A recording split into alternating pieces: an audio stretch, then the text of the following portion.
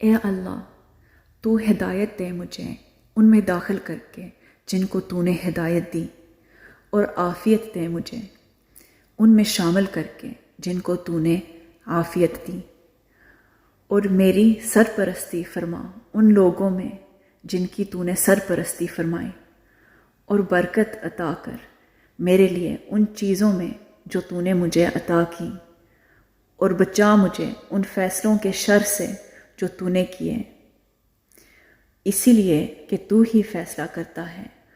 اور تیرے فیصلے کے خلاف کوئی فیصلہ نہیں ہو سکتا۔ حقیقت یہ ہے کہ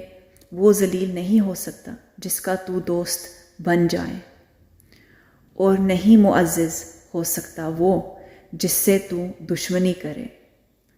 تو بہت بابرکت ہے اے رب ہمارے، اور نہایت بلند۔ یہ دعائے قنوت ہے جو ہم وتر میں پڑھتے ہیں۔